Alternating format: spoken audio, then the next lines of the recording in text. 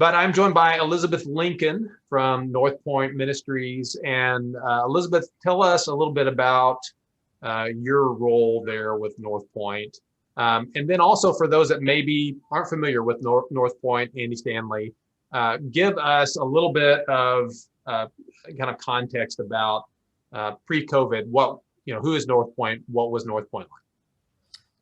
Sure. I really am enjoying our conversation. Glad to talk about these things. Couple of things. I'll start actually with North Point, a little bit of context about that before I go into my role inside of that.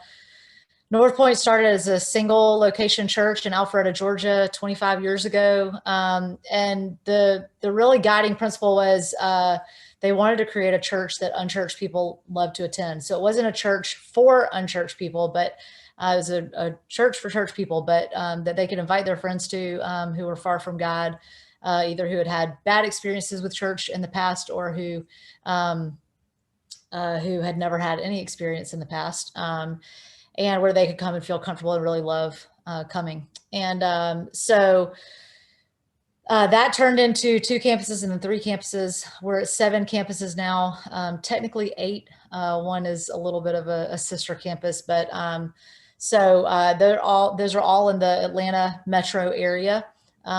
They're all in the 15 to 20 mile range from each other for the most part, with a couple of exceptions. And pre-COVID, one of the things that's interesting about our organization, it is a matrixed organization. And so there is a central component. So we have some staff that are only central, but each one of our campuses really has a lot of autonomy. So it's not North Point Ministries at a particular location. Every church has its own name and is associated with that area of town. And each audience is a little bit unique. And so every lead pastor is charged with having their staff reach their local community in as local an iteration of what we do as possible, which is a lot of fun and obviously really complex as well. So my job, I am the service programming director. That's my title. I do that for North Point Community Church, which is our main and our largest campus. It's the one that's most central to the others. And then I also have a central component. So all of the service programming directors at the other campuses report to me as well, dotted line inside of our organization. And what service programming director means is I'm basically responsible for everything that happens in an adult service on the weekend. So that's music, lighting, audio, video, stage, and programming the service. So that's what I do. Yeah. So, and for those of you watching, she made alluded to the fact that we've been talking for like 45 minutes already. So there's a lot of stuff we talked about that you guys don't get to listen to. But the one piece I wanted to really capture was this conversation about Christmas. And so, give us a quick summary of what past Christmases look like at North Point. Sure. Well, they are a lot of services, a lot of service times happening, typically Saturday and Sunday. From a family ministry perspective, we only have KidMin at the Christmas services, and not even at all of them. So typically, like if let's say we did 6 Christmas services, there might be 2 or 3 that would have preschool and elementary age programming. We would have middle school and high school students attend with their parents. I just say that to say that, I say that because the main service was happening all over the building. So we have 2 main rooms at the Alpharetta campus, which is the North Point campus. We're one of 2 campuses that have 2 rooms. But so basically, all of the ancillary rooms, including hallways and all that, would be filled with adults who were watching via video what was happening live in the main auditorium. So that's, but as far as, Tim, I'm not exactly, do you mean like programming wise, like what a service looked like, or? No, just not fully answering your question. Yeah, no, just, getting at what was the central element or elements of the Christmas experience for you guys. And so it was like so many churches, it was an experience at the campuses. I see. That kind of thing. I'm with you. Okay, so with regard to what pre-COVID Christmases looked like for us at specifically at North Point, but really across all of our campuses, I mean, certainly it was an in-person experience. Now we would stream those experiences from our campuses that pre-COVID had online streams, which there were only 3 at the time. Now all 7 have them during COVID. But so they would stream that experience live, not at on-demand times, but only available at the service times when we were meeting. And but yeah, it was an in-person experience. It usually consisted of more music than a typical Sunday for us. The message portion was usually shorter. Try to put it more in like a devotional type thing. So it'd be more like 15 minutes, which would just allow us to do, big, massive opening song, that was huge. And then to do some Christmas worship and then to have a closing song at the end and still get out in time. Yeah. And mainly I wanted to set up kind of the contrast that you guys are facing now, because you made the decision, as you were sharing with me, you guys made the decision mid-year to not reopen until sometime in 2021. And I know that you had mentioned, different campuses are probably going to do that at a different rate. I know your time is short, so I won't have you unpack that right quick. But, I do want to hear, what is it now that, given your circumstances, what are you guys planning for Christmas this year that, in contrast to what Christmas has been like in the past? And what would you say has been the key thing that has influenced the decision that you guys made? How did you make that decision? No, that's great. I'll start with the what and then go to the why. The what for us at North Point. So once we decided that we weren't going to meet in person until 2021, Christmas obviously became a big thing that we were thinking about. It being a time where people especially want to be able to gather, even beyond just the weekend, week out. So where we landed is, so at North Point, we're going to do 3 online in December, 3 online experiences. So the 6th, the 13th, and the 20th, those first three Sundays of December. We have historically, as a church, we have always taken off the Sunday closest to Christmas. So we're not going to put up any unique content on that day. And I'll come back to the why of that. We are going to add an online experience that I'm saying is an adult experience that is kid friendly. So it's really geared toward adults, but meant to be something that families with kids of all ages can watch and enjoy together. That'll be about a 25-minute experience that we will play. It will actually become available on demand on our websites, probably first thing on the 24th, and will be available. I say it'll be available the 24th and the 25th. It'll probably be available, until the next thing goes live, for our first Sunday in January. But for sure, it'll be available on the 24th and the 25th. That's something that is new for us. I'll come back to the why of that. That particular experience will be for all of our campuses. So every campus will show the exact, so we call that a one stream.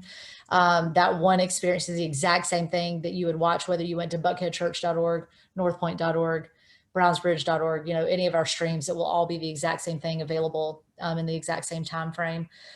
And then we're also doing an in-person experience. We're making ours a Christmas tree lighting. That's going to be the weekend of for sure, the 12th and the 13th, which is a Saturday and a Sunday.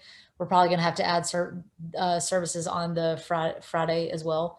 So we're going to do 2 per day. And that's really more of an invest and invite event, that's for the community and allows people to have an in-person experience with Christmas, but one that's really a lot more outward focused than it is inward focused.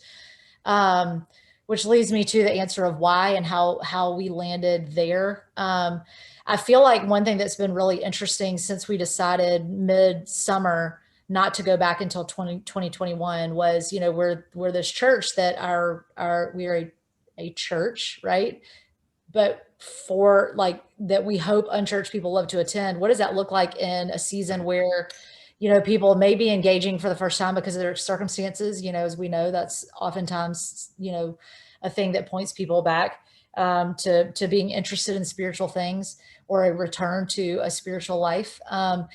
So that's a thing that we've had to take into account. And then also knowing like our core, our people who are really engaged with us, who give, who serve with us, who attend regularly, who are bought in, like how do we continue to serve them well? How do we continue to meet their needs, meet them where they are, and to do that in new ways that are tangible and helpful in the season. So that's been everything from figuring out what does it look like to create online content that's engaging and helpful. I feel like we're hitting the mark sometimes, and sometimes we're like, oh, that didn't go the way we thought it was going to go, But I also, once we decided, hey, we're not going to meet in person through the end of the year, it was how do we, in a tangible way, communicate? And this is to answer your question, Tim. I think one of the probably the two most compelling reasons for how we landed where we landed. Number one, part of the reason why, I should say the main reason why we decided not to open is we wanted to maintain our influence with our community. So we wanted to, in the way that we handled this crisis and whether we opened or not, and there's no one size fits all. It's not like we think this is right and what anyone else has done is wrong. Right. It's not that. It's just we felt like, hey, this is a tangible way that we can say, hey, we see what's happening in the community and we want to be a part of taking care of our community physically, in hopes that we will be able to help take care of them spiritually. And so because of that, it's, hey, we've made a decision to not do services in person. Also knowing that our numbers are so through the roof on, in Easter and or Christmas, it's like, there's no way we can just try that, as like a one-off, if you will, or like our first time back in the building being Christmas, but also recognizing, hey, that felt like a really long time, in July to say we're not going to meet for the rest of the year was like, oh my word, how do we tangibly communicate to our people? Not only are we trying to create compelling online content, but we know that you really miss gathering together, and how do we create opportunities for you to do that in a way that is sustainable for our staff, that we can actually pull off while we're pulling off all of this online content as well. But that is consistent enough that it feels like it's a consistent encouragement. So we started in August. So we did a night of worship outdoor on the lawn, like a lot of churches are doing. We did one in September. This October our October event was this past weekend. It was varied. We're going to do another night of worship in November. And then in December, we're going to do our Christmas tree lighting. So the August, September, and November nights of worship were really more for our crowd, our insiders, for lack of a better way to say it, of just, it's a chance to be together. It's a chance to worship together. And so that's what those were intended to be. And then the October and December live events were really intended to be more outward facing. So we did something for kids, like mega awesome costume party on the lawn on Saturday. And, lots of kids from the community came. So it was like, just really fun. Had a program on a big outdoor stage for them and lots of games and stuff. And then we did the birthday party thing, which probably is a little more insider as well. I guess I would say, not a lot of people in our community are wanting to come to a birthday party for a church. So that, I guess, was a little bit of a mixed bag, but it was cool to do that for our insiders. The 25th thing, it allowed us to look back at who we've always been, and for Andy to be able to contextualize from a vision standpoint how what we're doing now fits into the context of who we've always been, which is we've always wanted to maintain influence with outsiders. And how does what we're doing right now fit into that?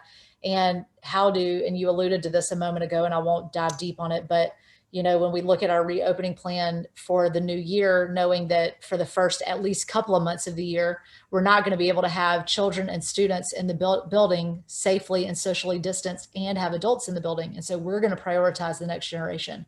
So casting that vision with them at that event to say, hey, yeah, happy birthday, look at what God's done. At the same time, what is he going to do in the future? And how are we going to allow him to use us, and for us to set aside our own personal preferences, which we all want to be back in the building, but let's prioritize the next generation and allow our children and our middle school students who meet in the mornings to be in the building, and then our high school students who meet in the evenings for them to be in the building as well, and for us to continue to wait until we can all be back in the building. And that's another piece of it that I'll say for us, beyond just wanting to keep our influence with the community and how we handled this. You know, we really wanted to, if we were able, and time will still tell if we're able to wait until we can come back when we can really be us. But that's been important to us too, to not have to do the socially distanced thing, the lots and lots of services with, you know, everybody's so spread out. You don't really feel like you're together anyway. Again, no one size fits all. Some of our campuses are going to be opening up exactly that way early January, you know, so we're going to do our best to support them and hope it goes great, you know. So each campus has been able to figure that out. We will probably be one of the last ones to open. I mean, we're the largest campus as part of it. But anyway, we'll see. But so that's how did I answer, Tim? Did I fully answer how we landed? So I guess the last thing I'll say is, you know, for us, it was important for us to have an in-person element to what we were doing for Christmas, because we felt like that was really important for people. We wanted to have our 3 Sundays as regular content, even though it's online, you know. But then the addition of the 24th and the 25th was really a desire to, number one, capitalize on the season that we're in right now and this creation of online content. And maybe this is something that we could continue to do in years to come. For me, part of the burden was, hey, I think a lot of people want to be able to have a spiritual moment on Christmas Day and don't necessarily know how to do that themselves. So what if we created that for them, both for parents with kids, but also for parents with family members or neighbors that they might spend the holidays with that might not watch a full length service, you know, on a Sunday. That's like a Sunday service. Right. Or, you know, in future years that might not come to the building, but who, you know, might watch a 25-minute music heavy, really hopefully compelling telling of the Christmas story, you know, that feels really accessible to believers and non-believers alike. So that's just something we're going to try. And that's how we landed on what we're doing and where we're putting our energy for the Christmas season. Oh, can I just add one? Sorry, sure. One last thing. This is about other campuses, not about North Point, but there are so we will be what we would call multi-campus, which means we're all taking the same like message portion of the service for the first 2 weeks of December, and the 20th, that third week is a local option. So that means campuses can be totally local that week if they want to, and a few of the campuses who are going to be totally local are doing something in person outside for their service. So their big in-person thing will be their Sunday thing.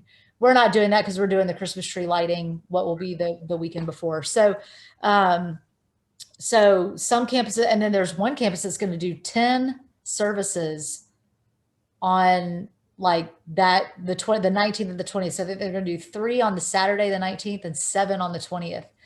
To be able to do them in person. But I think theirs is going to be inside, and that's why they're doing so many. So, you know, so that's, you know, that's kind of a cool thing too, that even inside of our one organization and network of churches, we're going to get to see a lot of different approaches to what Christmas is going to look like. And we'll learn a lot from each one.